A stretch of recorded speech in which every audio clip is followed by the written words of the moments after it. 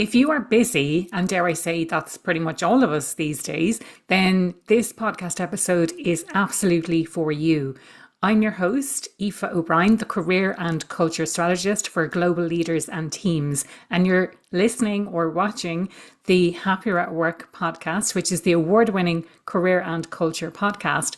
And in today's episode, we're talking about busyness and overwhelm and some very practical strategies that you can look at and apply to your own work tomorrow to make sure that you're having more of an impact with less of an effort. If that sounds like something that you could get behind, then absolutely check this episode out. Don't forget to leave a comment or a rating or a review on your favorite podcast platform or get involved in the conversation over on LinkedIn.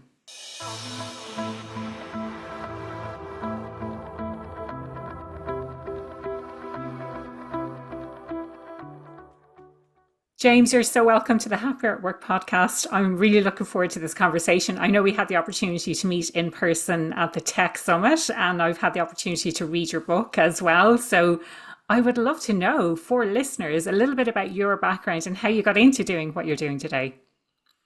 Thanks, Aoife, and thanks so much for having me on. Yeah, we had a good chat there by the stand at the Tech Summit. But my background was I was a project manager, running bigger and bigger projects and programs through what you would call kind of consulting and in financial services. And in 2016, I had a pretty extreme experience. I ended up very, very ill in hospital because I was managing with what I would call effort rather than impact. I was following the processes and I was working incredibly hard, but it broke me. And off the back of that, I learned a lot about myself, but also started to learn things about, actually the theories behind project management and all of the other related areas like facilitation and design thinking and behavioral psychology and all these other really interesting areas that you have to do when you're managing any kind of team or project. It turns out when I really got my head down and learned that stuff, my career took off. And I started to figure out these ways of explaining things and implementing things that helped a lot of people. So I was CIO at CPL for about 3.5 years, and we did a lot of these kinds of activities there. And now what I do is I finished up with CPL about 3 years ago. I wrote my book, my first book. I've got two, and then and turns out that lots and lots of people are dealing with this problem of stress and pressure, and a lot of organizations don't have great structures in place to support them. And so that's what I do now is help large and small organizations across Ireland and starting to go globally as well, with putting things in place, training in particular, but also some structures in place around teams to help them deliver, yeah, happier at work, I suppose, is a good way to put it. Yeah, yeah, yeah. But through things like prioritization and transparency. Yeah. And I think so that's like what I took from your book as a non-project manager was it's a skill that's really important to learn because even if you're not called a project manager, we're constantly managing projects ourselves, whether it's projects or whether it's tasks that are feeding into a project that need to get done, and we're kind of managing ourselves. Do you find that that's kind of a common belief? Yeah, oh, definitely. And actually, I wouldn't call it a skill. I'd call it 1,000 skills. Okay. It's a toolbox Yeah, yeah, of ideas and approaches that you yeah. need to be able to pull together. And I think one of the problems when people think of project management is that they think it's one thing or Mm, one way of doing things. And a yeah. lot of the Like training I that, just that people did. do. Yeah. And that's quite a natural thing because things like Prince 2 or scaled agile framework, they feel like you have to do all of the things in order to be a project manager. And actually, when you step back from that, there's loads and loads of things in any of those methodologies that you shouldn't be doing. They're not necessarily value additive to Mm, your organization. They might be in someone else's organization. And I think that's the thing that I like to embed and engage is understand lots and lots of different useful things, mm. some of which are called project management, some of which are called change management, some of which are called people management, some of which are all about your own time and how you engage with people and your own behaviors. And actually that's where I like to play in very tactical things that people can Mm. do tomorrow. uh, without having to go and study for 6 months to call themselves a project manager. Yeah, I really love that approach, and I love the idea that it's like this is something that you can do tomorrow. What would you say is the biggest thing that gets in the way of people doing, let's call it effective work? Yeah, I think a lot of people are very, very busy. Mm. One of the one of the things I've started doing, I was thinking about this over the summer. Some of my clients, oh, we're so busy, James. Okay, so do you remember Jerry Maguire, Yes, yeah, yeah. the Show me film? the And he money. goes, "Show me the money." Well, one Yeah, of my clients started using this phrase, "Show me the busy." And I think that's the big thing, actually. Now run a workshop helping people to find out why they're so busy. yeah, But actually, that busyness problem, we've all got, so you might not have enough time. We don't have enough time to do something. Well, that's not true. We've all got the same amount of time. yeah, The question is, are you prioritizing things? yeah, And for me, that's actually fundamentally the biggest skill for a lot of people is to prioritize, but in the right ways that your organization can actually understand and get behind. yeah. Some people, when they get overwhelmed and they get too busy, they sort of they grow this sort of confidence to turn around and say, I'm going to start saying no to things. Mm, And I actually think that's not a great word, right? The word no. I think a better word is why. And I think if you put it in a structure around a prioritized list, this is number one, this is number two, this is number three, this is number four, and don't allow there to be any equals, then that unlocks a huge number of really good behaviors with your boss, with your team, with the rest of your organization that yeah, allow us to transparently prioritize what we work on. yeah, So I think the biggest challenge a lot of people are facing is busyness, and I think the yeah, biggest thing they can do about it is prioritize, yeah. and that's what I help people with. Yeah, so I think you're so right. We're so busy, but you mentioned something there that some people respond in a way that they're like, I get really overwhelmed, and now it's time to put in some boundaries and say no. I would have assumed that that's everyone, but let's maybe explore that. That some people, like yourself in a past life, was like, I'm just going to keep saying yes and yes and yes until I reach a stage where I can't actually do anything anymore and I'm completely overwhelmed and I'm burning out. And I know you've shared some examples from teams that you led as well. So some people just don't say no. They keep saying yes, yes, yes. Other people are trying to get really strict and rigid around boundaries and not maybe not allowing for prioritization. They're allowing for this is the time that this came in. So this came in first, therefore I'm doing it first, as opposed to this is more important, therefore I'm doing it first. And maybe Yeah. there's some other behaviors that we have as well when we get overwhelmed that we're just going into ourselves or we're just not coping, we're not managing, whatever it might be. Do you think that's fair to say that there's maybe different things that are happening? Different people are responding differently to busyness, even though we're all Yes. busy. Yeah, and what I would say is in the book I have two characters, John and Jill. And John is this kind of stressed out manager who's trying to deal with everything himself. And Jill is much more capable to sort of stand back, think about things, have a difficult conversation and prioritize things. She's what I would call the impactful project manager. And I think sometimes for all of us, the behavior becomes this kind of vicious circle of the more stressed and pressured you are, the more likely you are to become this kind of command and control. I'll just do it myself, kind of project manager or Yeah. manager, Yeah. and then that makes a lot of things worse. So there's this kind of this switch that if you can get back on the other side of, well, Mm, actually, how do I train and coach my team to be better at things and help yeah. them to take up some of this stuff and use the capacity that we have there? Or how do I have a really tough conversation with someone about a prioritization decision that needs to be made? Or how do I flag a risk that's really a significant one that's coming down the line that we need to do something about now? Yeah. Those things I think create a huge amount more impact than just being really, really busy and fighting the fire that's in front of us at the moment. This is it. I think for a lot of us, and myself included at times as well, is you're so busy that you don't take that step back and really think and be like, why am I busy? What is the first thing that needs to be done? And I suppose for me, when you were talking about show me the money, I thought it was going to be more literal. And the manager was going to say, show me the money. What's the value of this task that you're working on? Or what's the impact that it's going to have versus another task? And therefore, we need to reprioritize based on the money. But yeah, I'd love to explore that a little And bit. and actually, I do describe that in the book. Mm. Show me I wouldn't say money, but show me the value. And Yeah. actually, in money is the best way to do it, Mm. because then you can compare it to the cost or the effort of Yeah. what's being done and actually make good decisions about whether you should be doing these things at all. And one of the things I do with a lot of teams is actually show them how to articulate that value of Yeah. the things they're working on. And interestingly enough, when I do that, we did this in my last company. When I asked people to show me why the value of the things they were asking us to do as an IT team, approximately 50% of the work Just went disappeared. away. It disappeared because it wasn't valuable, right? Yeah. And when you ask people to show you the value, oh, if we do this form in a slightly different way, it's going to save me, 2 hours every month. And you're like, Yes. okay, well, that's one person, 2 hours every month, and it's going to take my team of 6 people, a month to build it. Ugh, Yeah. it's not worth doing. No.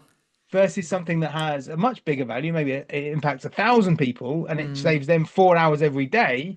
And actually, my team can then get on and do something valuable there. So I do think there's this comparator between value and effort that I think Yeah. is really useful for people to think about. Yeah, that was something that I really took, and I would love to come back to that in a second. I want to revisit this idea of the no to why. So one of my previous guests, Lisa Bodell, talked about you don't when you have a lot on, it's not about no, it's about yes if. So yes if this other thing can be reprioritized. Yes, if we Yeah. can extend the deadline on this other thing that I'm working on. So it's you don't have to say no, but you do need to put a condition on the yes. I can only take this on if whatever. But I would love to explore this no why, like why Yeah. are we doing these things, and what's the justification, I suppose, of the different things that we're doing when it comes to busyness. Yeah. So I really like what you're saying there and what your previous guest said, because for me, when my wife and I got married, we agreed that I'm in charge of everything. All of the things I'm in charge of, apart from decisions. Obviously, she's in charge of decisions. Everything else I'm in charge of. You're in charge of execution, is that what that means? She says what to do and you do it. That's it. And I think there's a strength to that as a Mm, way, which is if you just say yes, you're not forcing a decision, right? If you say no, you're making the decision yourself. And actually, the best way to do it is exactly like you're saying, yes, if, right? yeah, Where does this fit? What are the consequences of deciding to do this thing? What yeah, are the things that aren't going to be done? What are the things that are going to have to be pushed out? And then you can actually have a better conversation that allows people to, because senior people make these decisions all the time and they have mm, no idea of the yeah, consequences of what yeah, they're saying. Oh, we must prioritize this, do this thing. And they don't realize that that's derailing a whole load of work that somebody yeah. else has already been doing for the last 6 months and is really valuable. So that transparency that some of the project management techniques can bring is incredibly powerful to helping people make better decisions about Mm. what work we do and what work we don't do. Yeah, yeah. What so touching on this idea of the senior people making decisions, I can so relate to that. And you're kind of going away crying, going, I was worked on that for 6 months and I thought it was really important, and now it's been completely and utterly sidelined. Can you talk to me a little bit more about how to handle situations like that, either as a leader or as the team who's working on the project? That's kind of like, oh, something's not, this has been deprioritized or whatever it might be. Yeah, I think the transparency of something like a status report or a prioritized list is incredibly powerful. Where you say to someone, like one of the things I get is so there's a great thing in project management called the iron triangle. You can have it good, you can have it quick, you can have it cheap. Yeah, Pick two, right? If yeah, you want it to be good and quick, you need to give me some more money, right? If you yeah, want it to be quick and cheap, then you need to give me more time. yeah. And if you want it to be good and quick, then the quality is going to be, is going to suffer, right? Mm, And but actually using that to drive a decision. So when you go back to your governance structure, whatever that is, whether it's just a straight one-to-one with your boss, or whether you've actually got maybe a formal committee or something in place, mm, you can go in there and say, this is option A, this is option B, this is option C, and here are the pros and cons of each one. And I think that little bit of discipline, it doesn't take a lot to actually put that down on a page, but then you can guide the decisions that you think need to be made, and you can give a recommendation. And I think senior people need that because we think that they know everything, and actually they don't. Uh, they are trying to make decisions with very limited information, and our Yeah. job has to be to give them the better levels of information and show Yeah. them the consequences of those decisions. Yeah. I think there's an assumption that they know everything that's going on, and they have access to the information we have plus additional information, when actually the reality is people at the coal face have access to the most information because they're dealing with clients, or they're doing the day-to-day work, they're working on the projects, or whatever it might be. And so the senior people don't have access to the same That's it. Well, level then of we've got information. different information, right? They've Different. often got context, Yeah. we've often got detail. Mm. And you need both of those things. And actually, that's where a better discussion is. And the great thing about putting something in, something like a status report, or putting it on a post-it note, is that it takes it away from you. It's not just your thing, it's now a thing. It's like it's a risk, or it's a Mm. decision that needs to be made. And that makes it much less you against me and Yeah. much more you and me against the problem, right? This Yes. is the problem we're trying to solve. How Yeah. are you and me going to discuss it and solve it together? And Yeah. I think that's one of the dynamics that I love to build into teams that I'm working with. Is how Yeah. we bring that stuff away and put it in a place, a Yeah. transparent place that we can point at that on its own. Yes. I love that. And it's the same in relationships, like personal relationships as well, isn't it? It's you and me against the problem, as opposed to it's me versus you on a personal level because this was my idea, or I identified this risk, and I think we need to do something about it. That's right. And when relationships break down, it's often because it became you against me as opposed Mm. to you and me against the problem. And Yeah. that's a very sad scenario. But actually, if you can even in a personal space, if you can think about it in that context, you're like, okay, well, how are we going to solve this? Mm. That kind of language helps. Yeah. Yeah. Can we come back to this idea of busy work? So if everyone is so busy, and a lot of the work that we're doing is projects, it might be tasks that are part of projects, but there's also lots of stuff that maybe is not that valuable. It's busy work, it's Yeah. emails, or it's meetings, or, what, and I'm not going to ask you for like a percentage of what you think, how much of our work should be those things, or is that stuff creeping in? But how do we identify what the really important stuff is versus the stuff that is maybe expanded because we have a lot of time to do it and we're perfecting things, versus doing, there's other stuff that, like, we're doing admin on something that's not really adding that much value to the end user, or whatever it might be. So do you want to Yeah. kind of talk a little bit about Yeah, that? so when I was thinking about this over the summer, the this idea came to me. I've been talking a lot about two types of project management, Mm. planned and proactive, which is kind of agile and waterfall, or waterfall and agile the other way around. But actually, a lot of the work that we do is reactive, right? It's whatever turns up, the top thing that binged in our notification, or the top email that's just arrived in our inbox. Yeah. And actually, so understanding those three types of work, reactive, proactive, and planned work, is really important.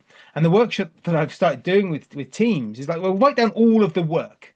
Like, sit down, silent writing on a post-it note. It's a powerful technique uh, to get, give people 5 or 7 minutes to actually write down all of the things that they do on a weekly or daily basis.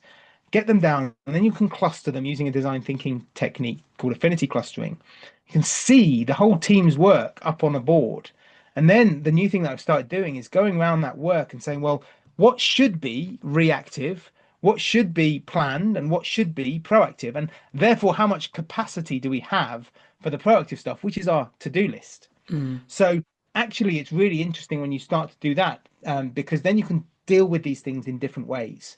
So, for example, for reactive work, I think it's really important to put edges on it, right? To say, I'm going to time box my time with my email from 9 till 10, and then maybe half an hour at lunchtime, and then maybe, 4 till 5 in the evening. And then that's it. Like, I'm not looking at emails the rest of the time, because it'll just suck you in, it'll draw you in Yeah. otherwise. Especially if Uh, I turned off notifications a few years ago, but especially if you have notifications and the sound and the ding and the dopamine hit that you Massive. get, and yeah.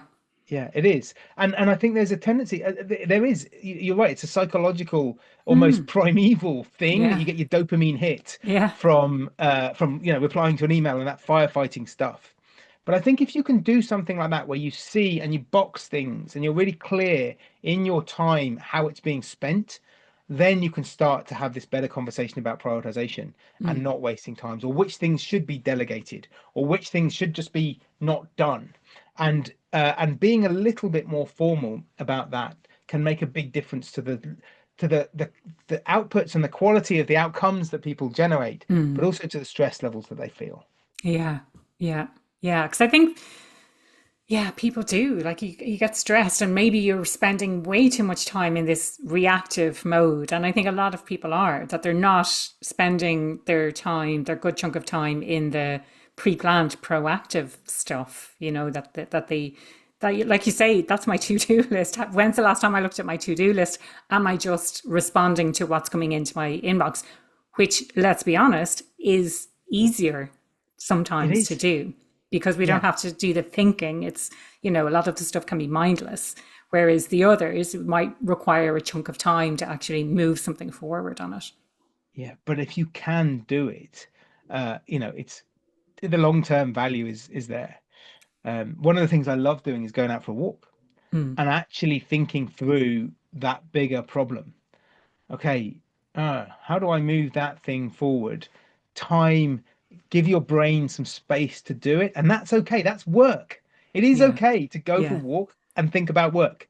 yeah, Like you're allowed. And I think often we feel like we have to sit at our desk and just do, we're working if we're doing our emails. No, no. yeah, A friend of mine runs a really interesting company, and he's the CEO, and the chairman kind of pokes him every now and then. He's like, "Are you getting doodling time? Are you getting time to actually let your brain yeah. do things? Mm. Because if you're not, you're too busy, and you need to be giving that space because you'll miss things." Yeah. I worked in an organization before where we said, as a leadership team, we don't have enough time for thinking, while at the same time, if you're not typing at your laptop, you're perceived as you're not actually working. So there was kind of mixed messages there, but I love how you've given listeners permission for that thinking time, whether that is to go out for a walk. I think you had mentioned in the book that maybe it's a bit of a stretch to put a bathtub into the office, but to give people that space and that thinking time, that's how problems are solved. Like they're not solved by saying I'm having an hour now to sit down and to try and work out this problem and try and be creative. It comes from stepping away from your normal day to day. Well, it's And both of those thing. It's yeah, all of that, right? You're mm, allowed to go for a walk. You can also sit with a pen and paper and try and figure it out, and you can bring yeah, a team together and use a technique, design thinking type technique, like how might we, as a way of triggering things. They're all tools in the yeah, toolbox, and I suppose that's the point. Back to what we were talking about at the beginning, is this idea of building these skills and ideas and approaches that you can just go, do you know what? Haven't actually thought deeply about this thing. I need to go for a walk. Or yeah. maybe I'm back from a walk, and the way to solve this is to get my team together and do a silent writing discussion Mm. or session. So those kind of having the ability and understanding a few of these different techniques, I think, is very, very powerful. Yeah. We touched on the idea of prioritization earlier, and I want to come back to that now because I think you had some really interesting insights in the book that I hadn't seen before. You mentioned about the Eisenhower matrix, which I couldn't really get behind. I just couldn't use it as a tool. And I think what you said makes sense for why I can't really get behind it. So do you want, without dissing necessarily the Eisenhower matrix, do you want to talk about the approach that you use instead, which I think is really insightful? Yeah, so in Stephen Covey's book, The Seven Habits, he talks about Dwight Eisenhower's Eisenhower matrix, and the idea is urgent and important are the two matrices in the matrix. So what he says is if something is urgent and important, you should do it now. If something is important but not urgent, you should plan when you're going to do it. If something is not urgent or important, you should delete it. It's not urgent or important. And if something is is urgent but not important, then you should delegate it.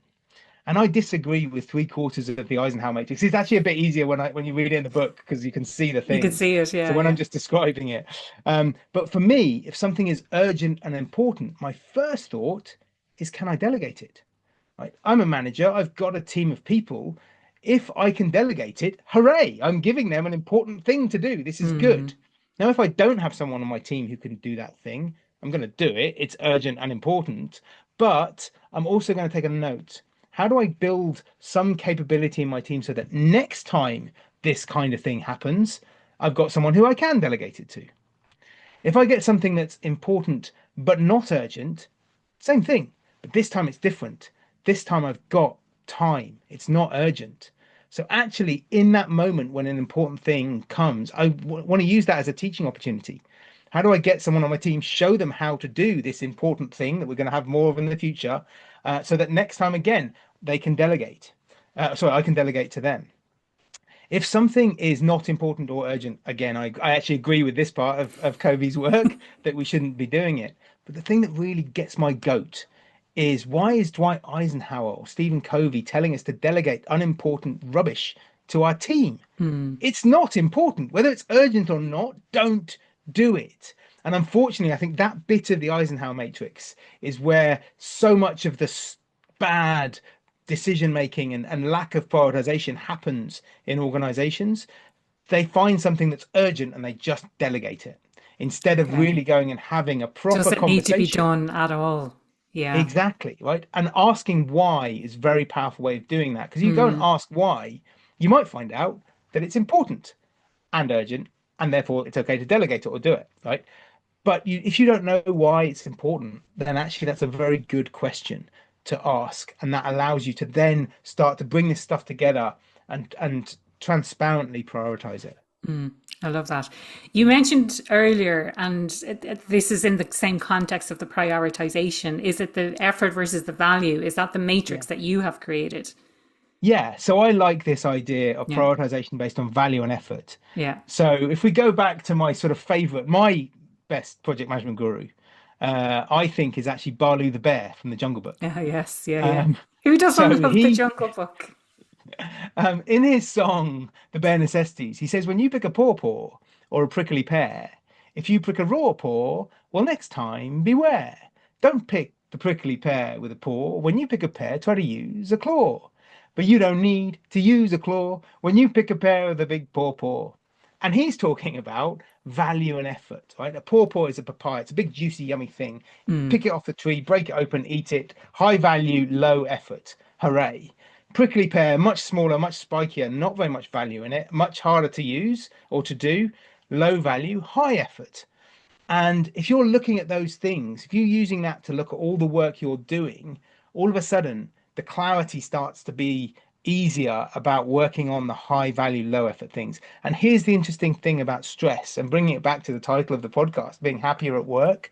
For me, the gap between the value of what you're delivering and the effort that it takes is where happiness or stress lies, right? If you Mm. can deliver huge amounts of value with very little effort, Yeah. then you're going to be low stress, high success. Mm. If you're delivering medium amounts of value with medium amounts of effort, you're probably being normally stressed and probably right in the cusp of things. And if you're delivering low value and high effort, you're going to be very, very stressed because the organization won't give you the resources you need. And at the end of it, you're not delivering anything that's particularly valuable. And I think that's where a lot of us end up with stress. So Yeah. for me, using that to try and find high value, low effort things that Yeah. me and my team can work on is really a big part of being happier at work.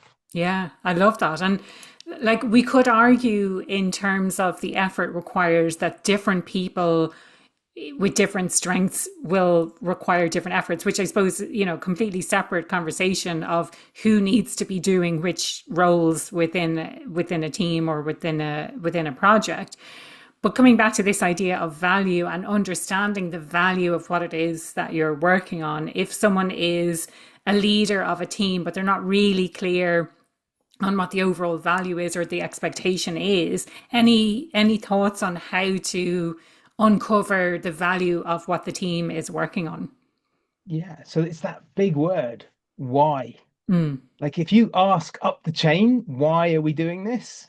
And you get a good answer, then great, you'll understand it and you can explain it down to your team members. If you don't get a good answer, I think we have to have the confidence to keep prodding Yeah. and say, well, hang on a second, I'm pretty sure I'm not an idiot. Give me a bit more detail on that. I want Yeah. to understand why, right? We don't necessarily use the idiot word, but like, but I think it's okay to poke a little bit at things, Yeah. because when you do that, people might realize themselves that this isn't a valuable thing. Yeah. Yeah. And the other thing, just to go back to what you said at the beginning of this section, is about the team and who can do what. I Mm. think very often we have this view of somebody can do something and somebody else can't, Mm. and that's a very point in time view. Mm. And for me, I think actually in 2025, we can learn a hell of a lot in a relatively short period of time, right? If we have a growth mindset, if we teach people things and we learn things ourselves, going and watching a YouTube video about how to do something, asking the Mm. AI what's involved in the thing, or going on a training course and learning how to do something, those are all things that can shift the needle in terms of our capability. And I Yeah. think if we are too short term in our thinking, then Mm. very often we end up boxing people and saying, well, they'll never be able to do that. And I think that's actually quite rare Yeah. that people can't learn how to do things. Yeah, it was more so from my own model when I talk about capabilities, it's about leveraging people's strengths. So if I have a Yes. natural strength for being methodical and analytical, maybe I don't have the skill yet of coding, but it's something that I could learn quite easily because of my predisposition, my natural strengths that I have, and leveraging those strengths in that team environment so that the effort, the individual effort required to get the work done is lowered than if I'm someone who's quite creative and I'm being put into doing something that's quite administrative and it's kind of restrictive for me and it's a high effort because I don't have the required strengths. I think you're right to a certain extent, but rather than strengths, I'd say interest, Mm, actually, because I think um, people, if they are interested in doing something, then they can learn it more easily. And if they're not, then they probably won't. yeah. So rather than, because strength kind of implies that I've already done the learning and or I've already got the capability. And I think that's sometimes is a little bit closed off. And I think Mm, actually we can demonstrate interest. Like I'm not naturally empathetic. My wife is incredibly naturally empathetic, but I know that it's important for me as a project manager or a manager that I understand the world from the perspective of my team.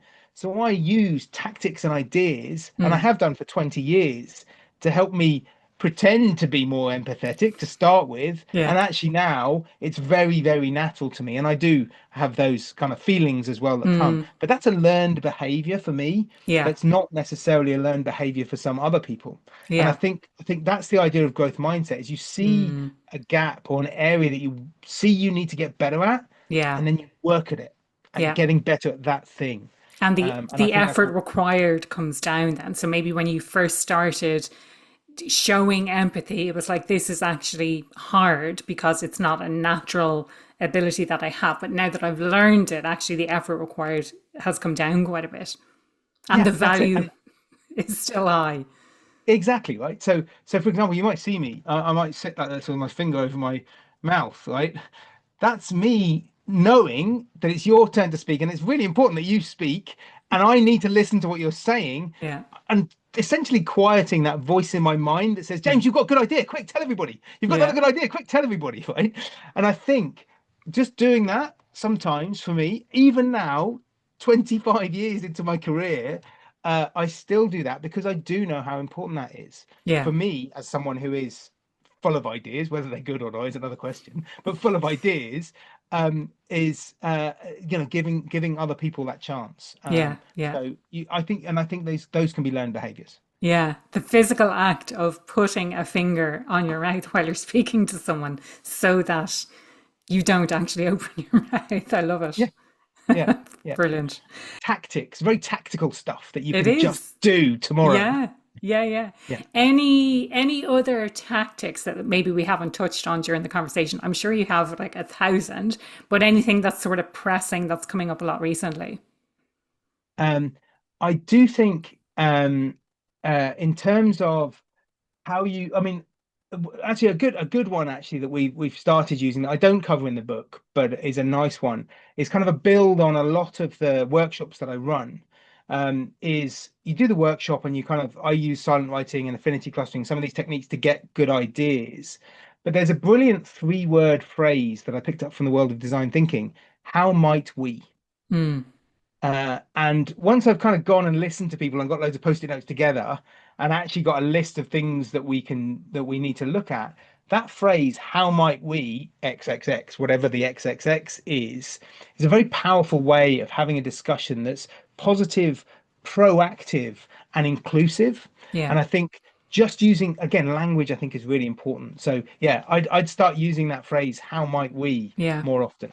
But it's very forward thinking as well. I think, I'm thinking to errors and, if a mistake happens or if a project has been derailed or something like that, the how might we is much better than what did you do wrong or, the kind of the Yeah. blame game. Yeah, It's blame game is focusing very on the backwards future looking. and yeah, exactly. Yeah. It's focusing, what system needs to change or what do we need to do differently going forward. Yeah, and it's inclusive. It's asking your opinion, like the other Yes. person's and the other people's opinion. Very often, and again, I'm a devil for this. Like I think I can do all of the things. I think I can come up with all the ideas, but that doesn't bring people along on the journey. Yeah. Right? We need actually to go on that journey together because I will need your help, and we all need my help, and we're going to do this together. So I think that kind of language in teams makes a big difference. Yeah. Yeah. It goes back, I think, to your earlier point of not putting people in a box. So as a personal responsibility, you're not taking everything on yourself and thinking, I have to do everything myself, or I want to do everything myself, or if I get help, then the praise I get is not deserved because I've had help to achieve it, whatever is going on in your head. But then from the other perspective, when you're bringing people along the journey and you're getting people's involvement, they're much more likely to buy in to what it is that you're doing. You get the benefit of having other perspectives and collaborators as well. And you can support them with, with other areas. And you might be open to something that you weren't necessarily aware of before because you've got a different perspective. Yeah, it takes quite a lot of confidence for a lot of us to give other people the mic, right? To give other people the opportunity to speak. But what I've seen is when you do that, you're freed up to go and do different and more interesting things. So there is a piece around the people who do, if you're good at you're good at empowering your team and getting them to be better. Your job should disappear into your team. And that means you can look up and look out and do other things. Yeah. And maybe you get that promotion that you're interested in, or maybe you get to go and do that other interesting project, and your team will kind of look after the other stuff. I think too often we feel like, well, I know how to do this, so I'm going to keep doing it. Yeah. And that's okay if you're at a stage in your life where you don't want to progress. You want to put edges on it, work 9 to 5, whatever. I think those come in waves. I think at different times in our lives, so some of us are more ambitious, or I'm certainly more ambitious now than I was when I was back in 2018 when I was kind of recovering from all of that stuff.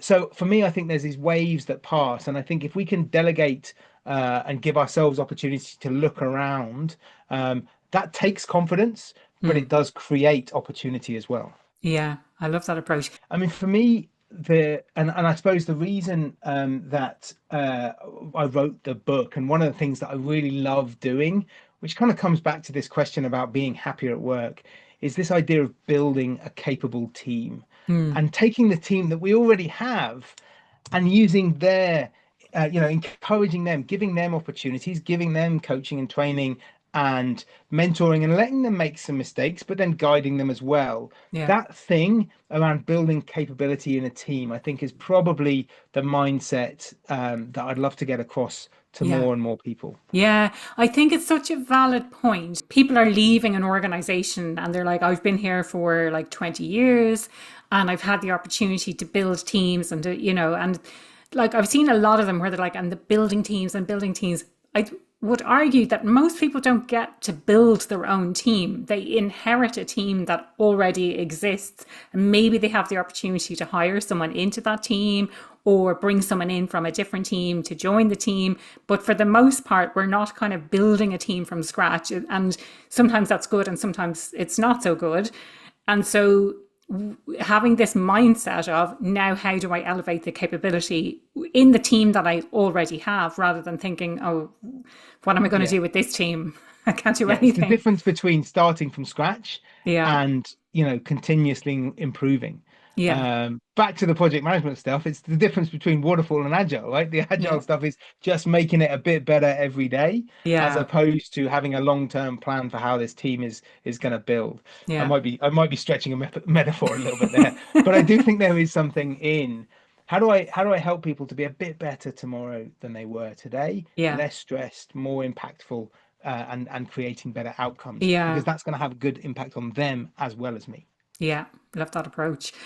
James, the question I ask everyone who comes on the podcast: what does being happier at work mean to you? For me, I want to be working on high value things, ideally low effort things, but certainly high value things that have an impact, that have outcomes. And for me, a huge amount of my happiness is tied into that. I would get very frustrated if I was working every day and really not making an impact. Hmm. And I think for me, there's this idea of progress towards a very clear goal, a very clear why. I Yeah. think that's where we can focus a lot of our efforts for being happier, and a lot of that is how you work with people to achieve things. Yeah, I love that. And something I often talk about as well is the role of leaders in communicating the impact that people are having. So making a link between the effort that you're putting in every day, the results that you as an individual are achieving, the results that the team and the department is achieving, and the impact that that's having on the end user, the end customer, whoever it might be. Yeah, and sometimes facing into the fact that there isn't value there, and therefore we've got a difficult decision that needs to be made, right? We need Yeah. to change direction or do something different. Yeah. That can be hard for people. Yeah. So the transparency of making that into a much more explicit thing at an organizational level is powerful.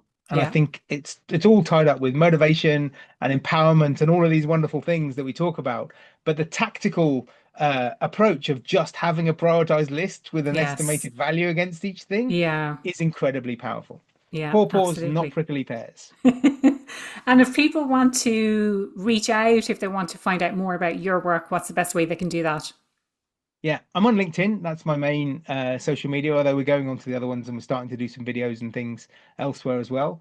But yeah, connect with me on LinkedIn. And yeah, the book's called Leading Impactful Teams, Achieving Low Stress Success in Project Management.